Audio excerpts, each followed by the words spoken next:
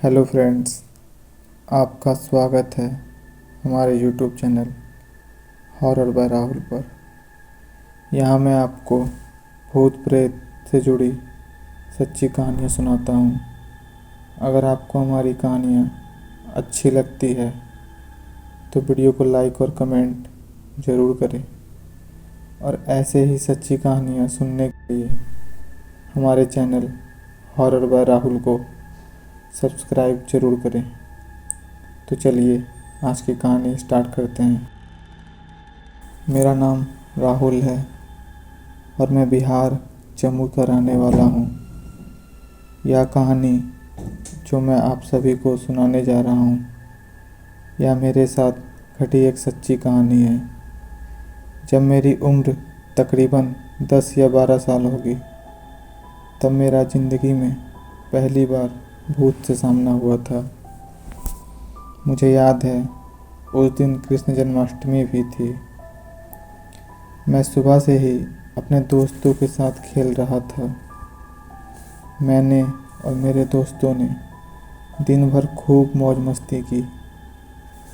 दिन भर खेलते खेलते कब शाम हो गई पता ही नहीं चला। रात भी होने वाली थी, पर मुझे बहुत जोरों से भूख लगी हुई थी। इसीलिए मैंने अपने दोस्त रोशन के घर पर ही खाना खा लिया, और खाना खाते खाते कब रात के 9 बज गए पता ही नहीं चला। मैं बहुत चिंतित था, क्योंकि मुझे घर अकेले जाना था और रात काफ़ी हो चुकी थी। फिर मैंने अपने दोस्त रोशन से कहा कि वह मुझे आधे रास्ते तक छोड़ दे। तो फिर मेरे दोस्त रोशन ने मुझे आधे रास्ते तक छोड़ दिया, और मैं जल्दी जल्दी अपने घर की तरफ जाने लगा। मुझे बहुत डर भी लग रहा था। जब मैं अपने घर के सामने वाले बगीचे तक पहुंचा, तब रात के लगभग 10 बज चुके थे, और इस समय गांव देहात में लोग 7 बजे तक खा पी कर सो जाते थे। मेरा घर बहुत ही बड़ा है, और घर के ठीक सामने हमारा एक बगीचा भी है, जिसमें आम और कटहल के पेड़ हैं। जब मैं अपने घर के बगीचे के अंदर पहुंचा, तो मैंने देखा कि घर का दरवाज़ा बंद था। फिर मैंने 2-3 बार दरवाज़ा खटखटाया, लेकिन किसी ने घर से आवाज़ नहीं दी। मुझे लगा कि सब सोए हुए हैं। तभी मुझे अपने बगीचे से कुछ आवाज़ें सुनाई दी। फिर जब मैं उधर टॉर्च जलाकर देखा, तो मुझे सफ़ेद साड़ी पहनी हुई एक औरत दिखाई दी, जो आम के पेड़ के नीचे बैठी हुई थी। उसके बाल खुले हुए थे। मैं उसे देखकर डर गया। इतनी रात में पेड़ के नीचे कौन बैठा हुआ है। मैं उसका चेहरा ठीक से नहीं देख पा रहा था, क्योंकि उसने अपना चेहरा बालों के पीछे छिपा रखा था। फिर मैं धीरे धीरे उसकी तरफ टॉर्च जलाकर बढ़ने लगा।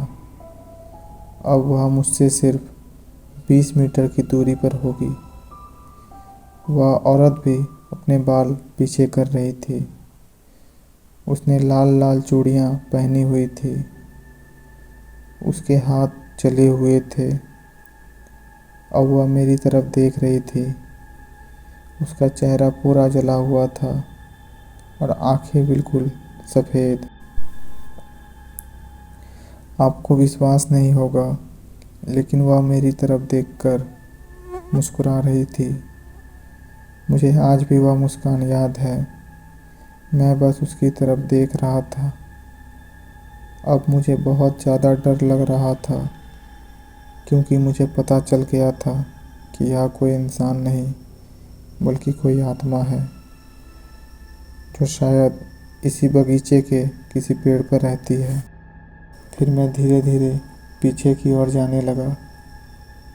मैंने उसकी तरफ अपनी पीठ नहीं की, क्योंकि मेरी माँ हमेशा मुझसे कहती थी कि जब कभी तुम्हारे साथ ऐसा कुछ हो तो तुम कभी भी उसकी तरफ अपनी पीठ मत करना, बस पीछे की ओर चलते रहना।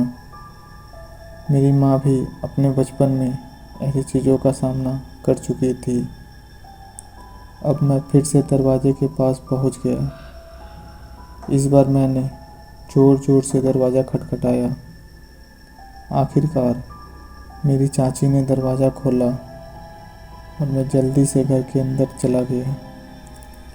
उस रात मुझे बिल्कुल नींद नहीं आई।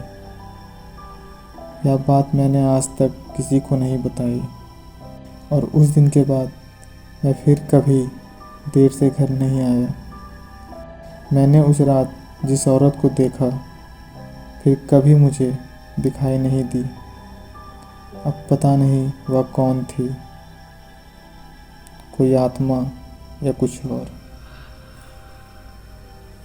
तो आपको मेरी यह कहानी कैसी लगी कमेंट करके ज़रूर बताएं और हमारे चैनल हॉरर बाय राहुल को सब्सक्राइब ज़रूर करें। धन्यवाद। शुभ रात्रि।